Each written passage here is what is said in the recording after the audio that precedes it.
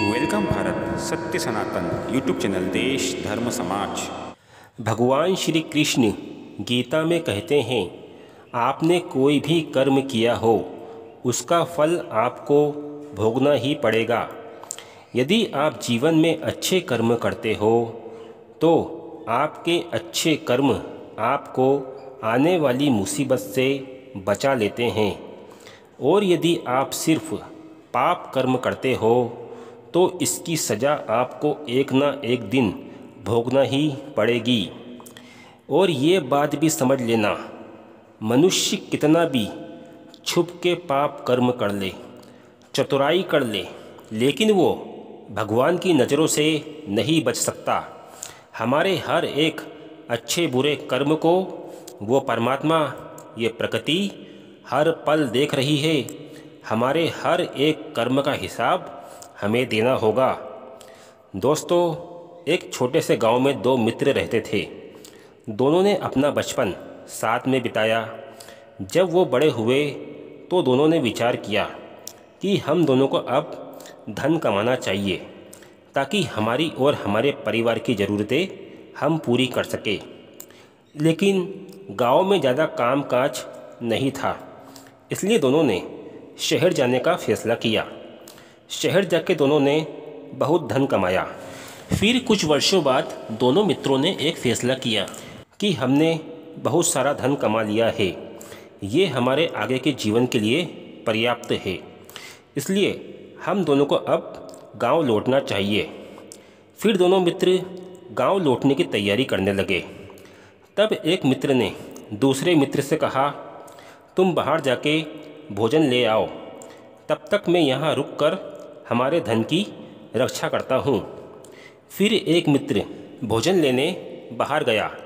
बाहर जाते ही उसके मन में धन को लेकर पाप आ गया। उसने सोचा, यदि हम दोनों मित्र गांव चले गए तो हमको सारा धन आधा आधा बांटना पड़ेगा। यदि मैं भोजन में जहर मिलाकर अपने मित्र को मार दूं तो ये सारा धन मेरा हो जाएगा।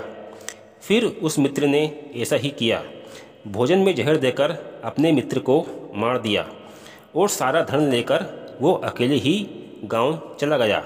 गांव जाकर उसने शादी की। शादी के बाद उसके घर में एक बेटे का जन्म हुआ। बेटा जन्म से ही थोड़ा थोड़ा बीमार रहने लगा। पिता ने उसकी बीमारी में बहुत पैसा लगाया, लेकिन बेटा थोड़े दिन तो अच्छा रहता और फिर बीमार हो जाता। बेटा धीरे धीरे बड़ा होने लगा। पिता ने बेटे की बीमारी में सारा धन लगा दिया, लेकिन बेटा अच्छा नहीं हुआ। एक दिन पिता ने बेटे से पूछा, बेटा मैंने तेरी बीमारी में अपना सारा धन लगा दिया, लेकिन तू ठीक नहीं हुआ, आखिर तू इतना बीमार क्यों रहता है? तो बेटे ने कहा, कौन बेटा? किसका बेटा? मैं तुम्हारा बेटा नहीं, मैं तुम्हारा वही मित्र हूँ जिसे तुमने जहर देकर मार दिया था और तुम मेरे हिस्से का धन लेकर गाँव आ गए थे। मैं उसी धन का हिसाब लेने तेरे घर में तेरा बेटा बन के आया हूँ, और आज तेरा और मेरा हिसाब खत्म हुआ और मेरा जीवन भी यहीं समाप्त हुआ। और सुन, मेरे मरने के बाद तेरे पास जितना भी धन बचा है वो मेरे क्रिया कर्म में ही खर्चा करना, वरना इसका हिसाब लेने मुझे फिर किसी न किसी रूप में तेरे घर आना पड़ेगा। तो दोस्तों, भगवत गीता ज्ञान कहता है, कोई कितना भी चतुर हो, चालाक हो, लेकिन वो अपने पाप कर्मों से नहीं बच सकता। आज नहीं तो कल, कल नहीं तो किसी और जन्म में मनुष्य को अपने कर्मों का फल भोगना ही पड़ता है।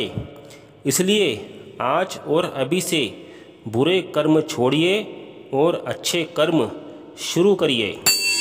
राधे श्याम।